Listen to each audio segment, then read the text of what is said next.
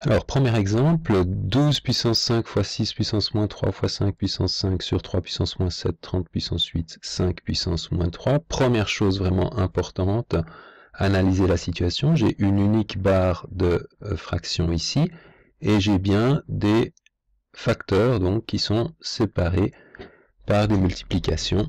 C'est donc une situation dans laquelle les propriétés des puissances vont pouvoir être utilisées relativement facilement. Par contre, la difficulté, quelle est-elle? J'ai ici des bases 12, 6, 5, 3, 35 qui sont des bases essentiellement différentes, à part le 5 et le 5 moins 5 ici. Donc c'est comme si je ne pouvais pas faire grand chose. Alors l'idée fondamentale ici, c'est avant toute chose de décomposer en facteur premier. C'est vraiment l'idée qui va nous permettre de nous en sortir. Alors qu'est-ce que ça veut dire décomposer en facteur premier? Ça veut dire écrire 12 comme étant 3 fois 4, donc 3 fois 2 au carré.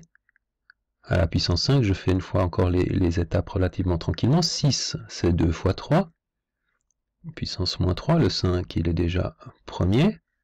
Le 3, je ne peux pas faire mieux. Par contre, le 30, c'est 3 fois 10, qui est 2 fois 5. Donc 3 fois 2 fois 5 à la puissance 8. Et le 5 à la puissance moins 5. Alors quel est l'effet de cette décomposition en facteur premier?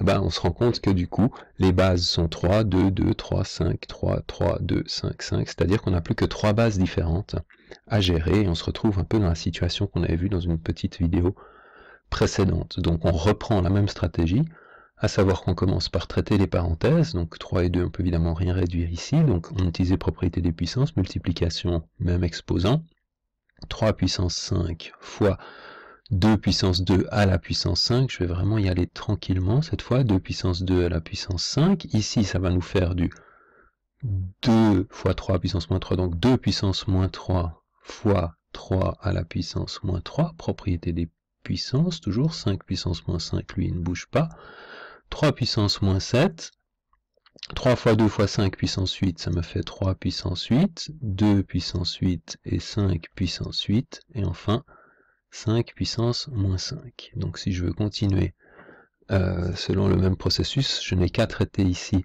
le 2 puissance 5, donc le reste des calculs. Une fois encore, vous pouvez aller beaucoup plus vite que ça si vous êtes à l'aise, mais enfin là on essaye d'aller tranquillement pour bien expliquer les étapes. 2 puissance 5, ça fait donc 2 puissance, non pas 10 évidemment, mais 2 puissance 2 fois 5, 10, 2 puissance moins 3, 3 puissance moins 3, 5 puissance moins 5, et le dénominateur, lui, n'a pas changé. Donc, on le réécrit tel quel. Prenez l'habitude, quand vous réécrivez les choses comme ça, de toujours jeter un petit coup d'œil pour voir si on n'a pas fait des petites erreurs. On se rend compte ici, par exemple, tiens, là, il y a un 5 moins 5, là, un 5, 5, c'est bizarre. Au départ, j'avais bien 5 puissance 5, il n'a pas bougé, 5 puissance 5, puis tout d'un coup, ah, ici, j'ai fait une erreur de recopie, j'ai transformé le 5 puissance 5 en 5 puissance moins 5. Donc là, non, ça n'est pas juste, donc c'est bien un 5 plus 5 ici, en bas, le reste est correct. Il est clair que petites erreurs de recopie vous font modifier l'ensemble du résultat. Donc maintenant, au numérateur, je regroupe les facteurs de même base, donc 3 puissance, on va commencer avec le plus petit, donc 2 puissance 10, 2 puissance moins 3, ça va faire 2 puissance 10 moins 3, c'est-à-dire 7. 3 puissance 5 et 3 puissance moins 3 fait 3 puissance 5 moins 3, 2. Et puis le 5 puissance 5, cette fois, ne change pas. Au dénominateur, la même chose. 2 puissance 8, il est tout seul. 3 puissance moins 7 fois 3 puissance 8, ça fait 3 puissance 8 moins 7, c'est-à-dire 1. 5 puissance 8, 5 puissance moins 5, il reste 5 puissance 8 moins 5, c'est-à-dire 5 puissance 3. Maintenant, il ne me reste plus qu'à simplifier. Le 2 puissance 7 et le 2 puissance 8, je vais travailler au dénominateur. 2 puissance 8 moins 7, il reste un 2 au dénominateur. Le 3 puissance 2 sur 3, c'est au contraire au numérateur. Et le 5 sur 5, puissance 5 sur 5 puissance 3 également, 5 au carré. Donc ça, ce serait une écriture simplifiée le plus possible et écrite sous forme de décomposition en facteur premier. Bon, il est bien clair que cette valeur-là, c'est aussi égal à 3 fois 25 sur 2, c'est-à-dire 75 demi, si jamais on vous avait demandé la réponse sous forme de fraction réduite au maximum.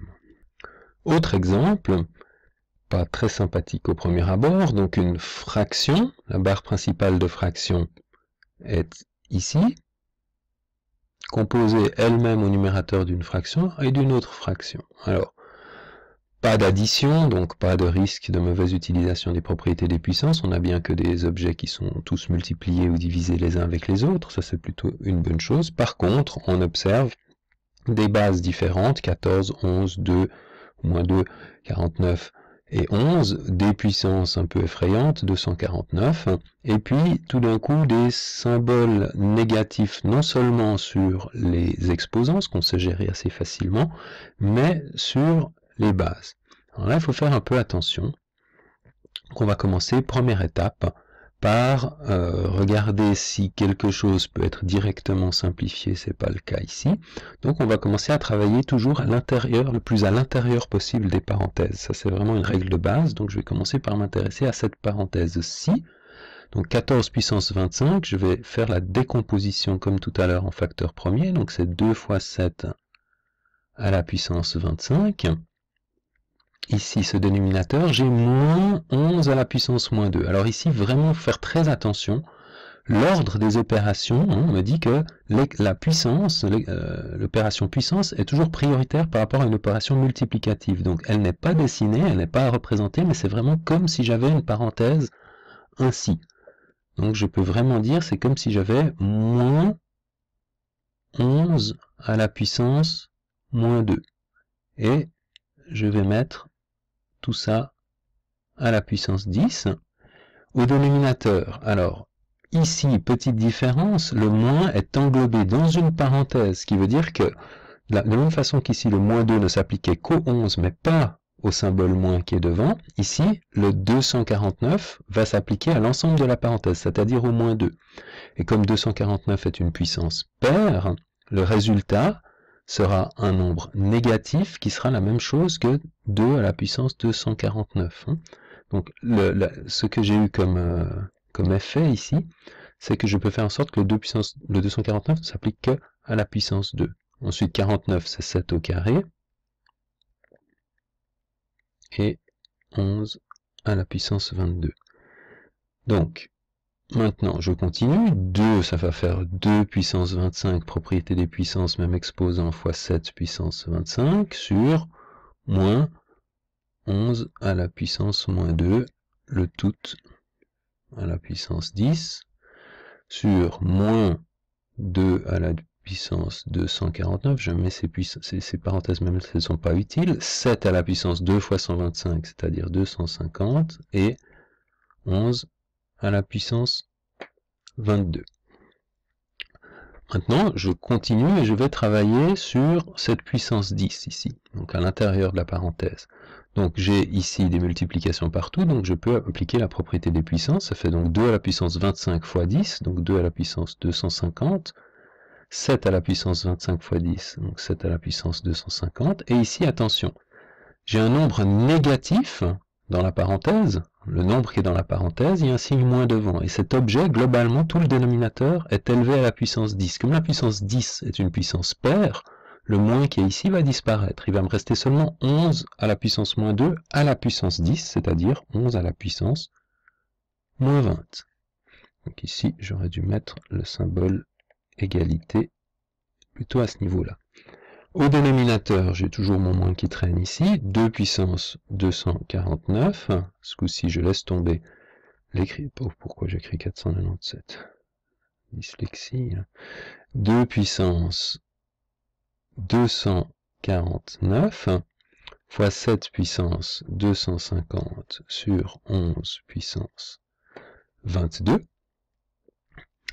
L'ensemble de cet objet est positif, puis c'est du positif, 11 puissance moins 20, c'est 1 sur 11 puissance 20, c'est positif. Tous ces objets sont positifs, la seule valeur négative, c'est ce moins qui est là. Donc je peux simplifier l'écriture et dire que un nombre globalement positif sur ici un nombre qui sera globalement négatif, plus sur moins, ça fait négatif, donc je peux traiter le moins en le laissant devant la barre de fraction.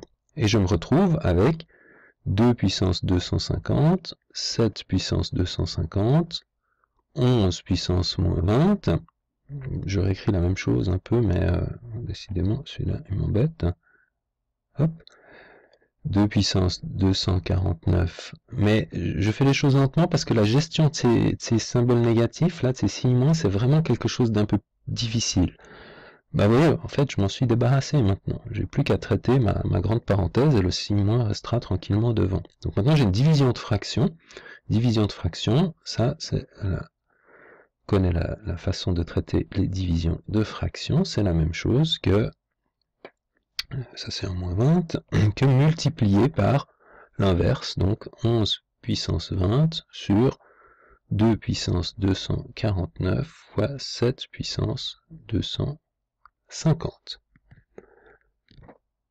Avec toujours, hein, ça n'est pas nécessaire, mais c'est pour clarifier les choses, une éventuelle parenthèse comme ça. Donc j'ai moins. Maintenant, multiplication des fractions, multiplier les dénominateurs entre eux. Encore une fois, on peut aller beaucoup plus vite, mais on fait les choses tranquillement pour ne pas se tromper, bien expliquer les étapes. Je mets tous les dénominateurs ensemble, je mets tous les numérateurs ensemble, tous les dénominateurs également ensemble. Et maintenant, je fais le bilan final. Les 2 puissance 250, 2 puissance 249, donc il va me rester un 2 au numérateur. 7 puissance 250, 7 puissance 250, ça me fait, soit on voit ça comme une simplification, il reste 1, soit 7 puissance 250 moins 250, donc 7 puissance 0 qui par définition vaut 1. Et puis 11 puissance 20 et 11 puissance moins 20, ce qui nous fait 11 puissance 20 plus 20, c'est-à-dire 40, et dénominateur vaut 1, donc on peut écrire ceci de la façon suivante. C'est la façon la plus simplifiée possible de l'écrire. Il n'est évidemment pas question de calculer 11 puissance 40, qui est un nombre beaucoup trop grand pour qu'on ait envie de l'écrire sous forme décimale. Voilà la fin de cet exemple, qui est quand même dans des choses déjà bien compliquées qu'on peut vous proposer.